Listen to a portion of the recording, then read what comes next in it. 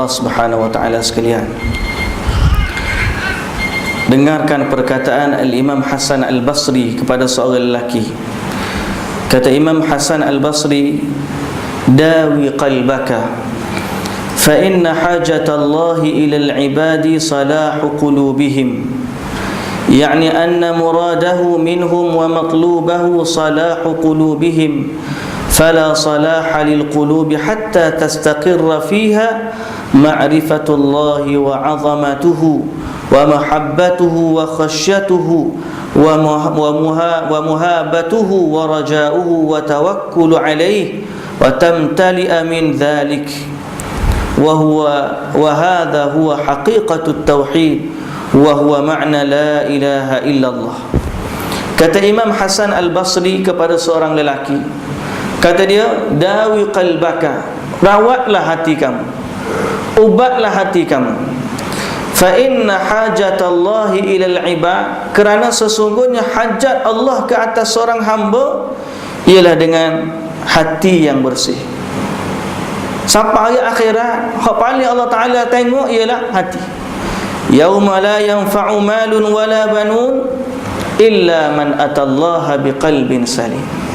Hari itu tidak ada lagi harta dan juga anak pinak, melainkan orang yang mari kepada Allah bawa hati yang bersih.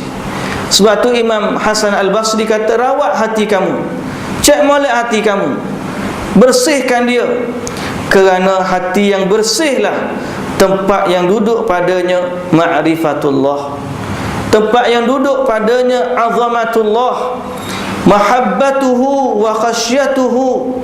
Hati yang bersih baru kenal Allah, baru membesarkan Allah Azza wa Jalla, baru sayang kepada Allah, baru takut kepada Allah, baru reti berharap kepada Allah, dan baru reti bertawakal kepada Allah Subhanahu wa ta'ala. Kalau hati itu tak bersih, maka dia tak kenal Allah. Satu, lawan kepada dia, tak rasa Allah tu besar. Sehingga ada manusia bila angkat tangan ke langit minta dengan manusia, tidak minta dengan Allah Subhanahu wa ta'ala. Angkat tangan minta dengan Allah, sepatutnya minta dengan Allah, dia rasa ada lagi yang lebih besar daripada Allah Subhanahu wa ta'ala. Tak ada azamatullah, tak ada khasyatullah, tak ada rasa gerung kepada Allah Subhanahu wa ta'ala, dan tidak berharap kepada Allah serta tidak bertawakal kepada Allah Subhanahu wa ta'ala. Tapi kalau orang jaga hati dia, dia akan ada benda-benda begini. Para ulama dulu, sifat dia jaga hati lagu mana? Sifat jaga hati lagu mana? Sebab sesuatu ni bila kita buat, kalau kita niat kerana Allah, insya-Allah akan jadi benda baik untuk hati kita. Tapi kalau kita buat sesuatu tidak kerana Allah, jadilah dia maksiat. Selain daripada Allah, jadilah dia maksiat, maka akan mengganggu dan merosakkan hati kita. Kata Imam Hasan Al-Basri, ma nazartu bi basari wala nataqtu bi lisani wala batashtu bi yadi wala nahattu ala qadami hatta anzura ala ta'atin aw ala ma'siyah, fa in kanat ta'atun taqaddamtu wa in kanat ma'siyatun ta'akhartu. Imam Hasan Al-Basri kata, tidak aku tengok dengan mata aku, tidak aku sebut dengan lidah aku, dan tidak aku buat sesuatu dengan tangan aku, dan tidak aku turunkan pijak di atas kaki aku, melainkan aku tengok dulu hak aku nak buat ni maksiat ke taat. Kalau benda taat aku buat, kalau benda maksiat maka aku tak buat. Dan berkata li Daud At-Tai, Imam Daud At-Tai, satu hari dia berjalan, tengah-tengah berjalan orang kata kepada dia, lau tanahaita minadh-dhilli ila syams, kalaulah kamu berpindah, tanahaita minadh-dhill ila syams, kamu pergi ke tengah panah, daripada teduh pergi ke panah. Dia jawab kata, hadhihi khuta la adri kaifa tuktab, aku boleh berjalan pergi situ, Tapi aku tak tahu atas dasar apa dia nak ditulis di sisi Allah. Mana dia nak berjalan tu dia akan fikir, jalan aku ni hak Allah Ta'ala redha ke tidak? Daripada mana hasil benda ni mari? Khasyatullah, azamatullah. Orang yang rasa besarnya Allah Subhanahu wa Ta'ala. Kerana tu hadirin dan hadirat yang dirahmati Allah Subhanahu wa Ta'ala sekalian, sekarang ni kita fikir, sama-sama kita fikir macam mana, apa sebab yang boleh menjadikan hati kita ni bersih. Semua orang nak hati bersih belakang. Tinggal lagi soalan ni, macam mana hati nak suruh bersih. Hati ni tempat duduk iman. Iman ni ada naik, ada tu. Iman ni serupa elektrik. Hati kita ni serupa bol lampu. Elektrik kuat, bol lampu cerah. Betul tak? Kalau beli lampu 20 watt, lampu kuning 20 watt, malah beli 90 watt cerah sikit. Beli hak 100 watt cerah lagi. Beli hak spotlight tu kan. Kalau lampu spotlight dah api tak cukup, tak jadi lah. Hati kita ni dia memerlukan iman. Mana satu sebab yang paling nak suruh hati ni jadi bersih ialah dengan iman kepada Allah Subhanahu wa Ta'ala. Sebab itulah tidak ada perkataan yang paling Allah Ta'ala suka melainkan kalimat tauhid, kalimah yang mengatakan keimanan kepada Allah Subhanahu wa Ta'ala. Yang kita kata la ilaha illallah tu ingat tak? La ilaha illallah, kalimat tauhid adalah kalimah yang sangat berat di sisi Allah Subhanahu wa Ta'ala. Kita tengok doa Nabi SAW sebut doa yang paling disukai oleh Allah pada hari Arafah. Doa apa? Doa apa kalau ada baru balik haji sini? Nah, duduk hari Arafah baca apa? Tahun ni kau kata Haji Akbar, sebab wuku hari Jumaat. Dia Haji Akbar ni salah satu daripada pandangan, ya na'am, wuku hari Jumaat Haji Akbar.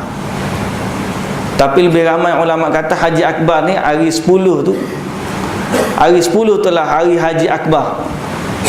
Sebab hari-hari haji ni ada nama. Hari 8 ada nama dia, hari 9 ada nama dia, hari 10 ada nama dia, hari 11 ada nama dia, sampailah hari 13 ada nama dia belakang. Jadi antara nama hari ke-10 ialah hari Haji Akbar. Kalau hari 8 nama apa? Hari Tarwiyah. Hari 9 hari apa? Hari Arafah. Hari 10 hari apa? Banyak nama. 10 ni hari banyak nama. Yaumun Nahar hari Sembelih, ia juga. Yaumul Aqabah hari melata Jumrah Aqabah. Yaum Idul Adha hari raya korban, dia juga. Yaumur Ru'us hari kepala. Sebab hari tu kepala gugur banyak orang Sembelih. Bukan kepala watak Mekah ya. Hari kepala ni mana semua dunia Melayu. Antara nama dia juga hari 10 ya, Yaumul Hajjil Akbar, hari Haji Akbar. Sebab apa? Sebab dalam hari tu paling banyak kerja haji. Hari 8 duduk Mina, hari 9 duduk Arafah, hari 10 banyak kerja haji. Antaranya melata jumrah sah, lepas tu cukup kepala, lepas melih kambing, lepas tawaf, lepas sa'i. Ada belakang kerja haji pada Yaumul Hajjil Akbar. Apa nak sebutnya? Bila wukuf hari Jumaat tahun ni, maka ramai orang kata alhamdulillah Haji Akbar. Tapi sebenarnya hari wukuf dengan hari Jumaat ni, dia bila dia gabung, apa dia lebih dia? Doa. Sebab hari Jumaat hari mustajab doa, hari wukuf pun hari mustajab doa. Bila gabung dua ni, apa lebih? Doa. Tiba-tiba kalau duduk hari Arafah tak doa, tak ada hal lebih. Gapo paling besar sekali doa pada hari Arafah? Nabi SAW sebut, khairu ma qultu ana wan nabiyyuna min qabli la ilaha illallah wahdahu la syarika lah lahul mulku wa lahul hamdu wa huwa ala kulli syai'in qadir. Doa ni antara doa paling baik sekali. Mana kita sebut la ilaha illallah, kalimat tauhid, iman. Sebagaimana doa Nabi Yunus alaihissalam. Doa dalam Quran ni doa yang Allah Ta'ala pilih untuk kita tak dalam Quran. Bacalah doa-doa dalam Quran, dia adalah doa-doa yang istimewa. Antara doa dalam Quran apa dia? Doa Nabi Yunus. Padahal tak ada orang dengar pun Nabi Yunus baca, sebab dia baca dalam perut ikan. Tapi kerana mahalnya doa dia, Allah Ta'ala buat mari kita tak dalam Quran supaya orang boleh baca sebagaimana Nabi Yunus baca dalam perut ikan. Kalau Allah Ta'ala tak wayak kita, tak ada orang tahu doa tu. Sebab Nabi Yunus doa dalam perut ikan, tak ada orang dengar. Tapi Allah dengar. Lalu Allah rayak kepada kita apa yang dibaca oleh Nabi Yunus alaihissalam, sehingga bila kita baca, dia juga didengari oleh Allah dan disukai oleh Allah Subhanahu wa ta'ala. Apa dia doa dia? La ilaha illa anta subhanaka inni kuntu minadh zalimin. وَذَنُّونِ إِذْ ذَهَبَ مُغَاضِبًا فَظَنَّ أَنْ لَنْ نَقْدِرَ عَلَيْهِ فَنَادَى فِي الظُّلُمَاتِ أَنْ لَا إِلَهَ إِلَّا أَنْتَ سُبْحَانَكَ إِنِّي كُنْتُ مِنَ الظَّالِمِينَ. Waktu dia lari dalam kegelapan, fanada fi dhulumat, dia doa dalam kegelapan, duduk dalam perut ikan, tak ada orang tahu. Tapi Allah suka doa tu sehingga Allah ajar kepada kita, la ilaha illa anta subhanaka inni kuntu minadh zalimin. Kalimah apa? Kalimah tauhid. Kalimah tauhid adalah perkara yang memberikan kesan yang sangat dalam pada hati kita. Iman, dia adalah cas pada iman. Kalau duduk saja-saja sebutlah la ilaha illallah wahdahu la syarikalah lahul mulku wa lahul hamdu wa huwa ala kulli syai'in qadir. Siapa dalam tahiyat selepas maya, ini adalah antara zikir yang Nabi ajar kepada kita. Lepas maya bacalah zikir. Waktu kita pergi pasar, baca ni juga, cuma ada tambahan sikit. Baca doa masuk pasar. Siapa dia rajin baca doa masuk pasar? Apa dia?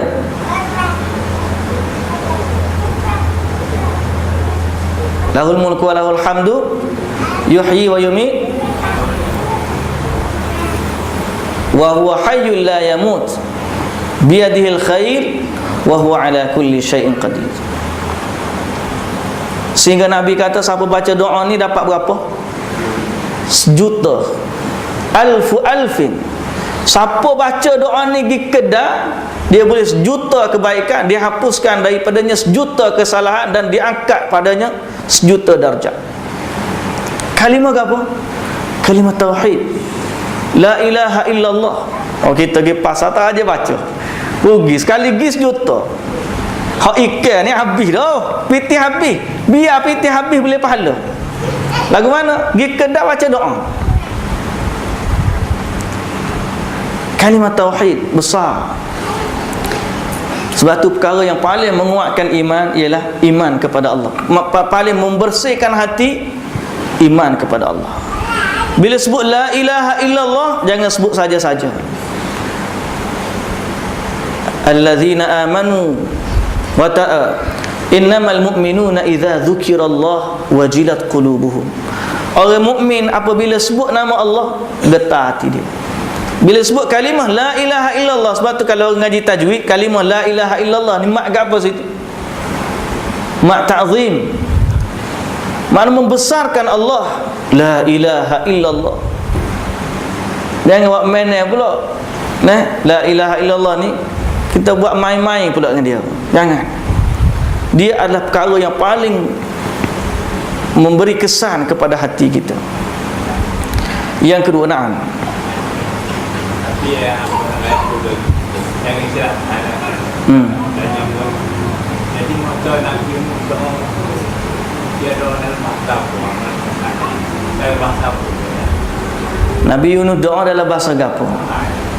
Wallahu ta'ala alam. Tapi ayat Quran sebut itulah doa dia. Jadi Al-Quran Allah beri kepada utama Nabi Muhammad dan bahasa Al-Quran lah. Nah. Bahasa Yunus tu mana kena bahasa tidak bukan bahasa Quran. Nah, wallahu ta'ala alam. Ya. Dalam ayat ke mubarak. Tak apa, betul. Jadi Nabi Yunus alaihissalam, Allah Ta'ala sebut gitu dia doa. Fanada fi dhulumati alla ilaha illa anta subhanaka inni kuntu minadh zalimin. Zahir hadis gitulah Nabi Yunus doa. Zahir ayat Quran tu Allah Ta'ala sebut gitulah Nabi Yunus doa. Fanada fi dhulumati alla ilaha illa anta subhanaka inni kuntu minadh zalimin. Ambo jawab wallahu ta'ala alam, boleh jadi dalam bahasa, tapi zahirnya itulah doa Nabi Yunus alaihissalam. Kalau kita baca gitu, gitulah dia. Quran ayat gitu dah. Boleh dah. Wallahu ta'ala alam. Baik. Kemudian perkara yang kedua yang menguatkan iman selain daripada kalimatut tauhid ialah banyak baca Quran. Banyakkan kita baca Quran. Sebab Al-Quran antara wa nunazzilu minal Qur'ani ma huwa shifaa'un wa rahmatul lil mu'minin. Dia adalah pengubat hati kita, syifa.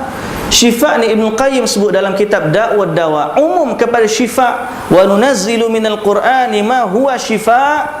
Kalau ubat, ubat ni boleh jadi ubat penyakit zahir dan boleh jadi ubat penyakit hati. Kalau kita rasa nak benci kat orang, baca Quran. Rasa nak marah, baca Quran. Ngaji tak faham, baca Quran. Ada orang ngaji sini duk universiti berat kepala, tak faham ngaji gapo, baca Quran. Lama sains-sains kita waktu di Madinah dulu, ada pergi daripada tak tahu gapo, basic tak tahu gapo, tapi bila duduk dengan Quran, insya-Allah mudah faham ngaji. Bahkan sains-sains kita di Mahat Tafi, tengok budak-budak Mahat Tafi, bila ngaji mudah faham. Pasal apa? Quran. Dia adalah rawatan kepada hati kita. Wa nunazzilu minal Qur'ani ma huwa shifaa'un wa rahmatul lil mu'minin. Yang ketiga, pastilah dalam amal ibadah. Amal ibadah kepada Allah, dia termasuk dalam keumuman zikrullah. Sebab ibadat ni adalah zikir kepada Allah Subhanahu wa taala. Nak semaya, dia adalah zikir kepada Allah. Tawaf, zikir kepada Allah. Sa'i, zikir kepada Allah. Lepas jumrah, zikir kepada Allah. Duduk di Mina, zikir kepada Allah.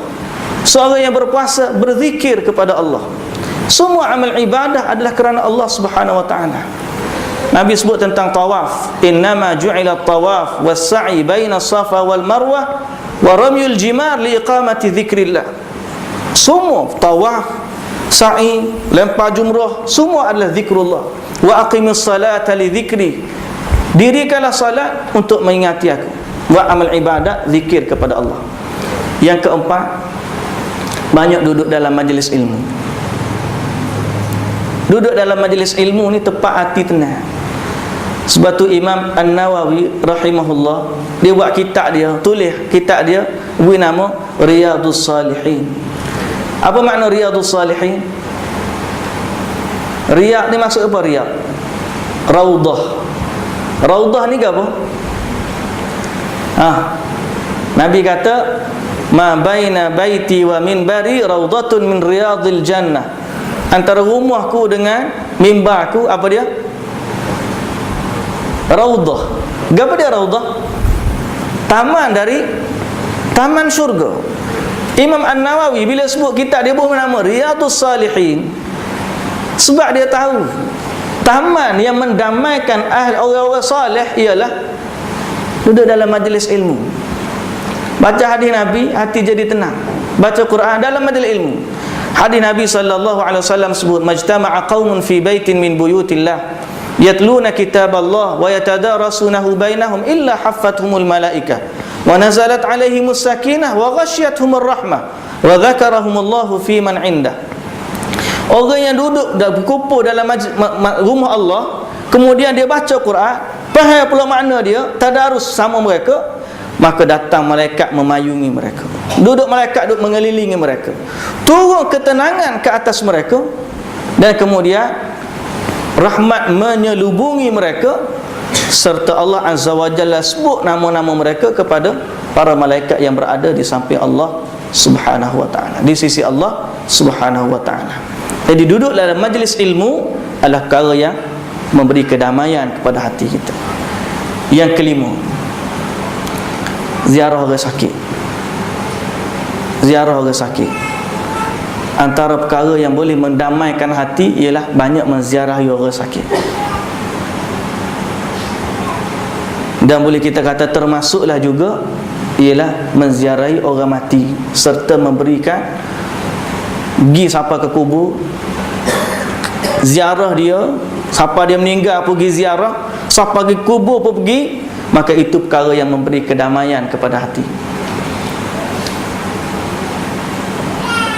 Kalau tak salah saya, Imam Ibn Kathir ataupun Ibn Rajab sendiri dalam kitab dia, dia sebut antara perkara bukan Imam Al-Qurtubi, Al-Imam Al-Qurtubi dalam kitabnya At-Tadhkirah bi ahwalil mauta wa umuril akhirah, Imam Al-Qurtubi dalam membahaskan cerita hari akhirat dan cerita orang mati, maka dia kata antara sebab yang memberi kedamaian pada hati manusia ialah bila melihat orang nak mati. Sebab apa? Bila kita tengok orang tu, kita jadi insaf. Kita pergi kubur, kita jadi insaf. Nabi kata, kuntu nahaitukum an ziyaratil qubur ala fazuruha fa innaha tudzakiru li akhirah. Dulu aku tak bagi mugi ziarah kubur, sekarang ini mugilah. Sesungguhnya menziarahi kubur mengingatkan kamu dengan hari akhirat. Maka pergi ziarah kubur, ziarah orang sakit, ziarah orang meninggal, dia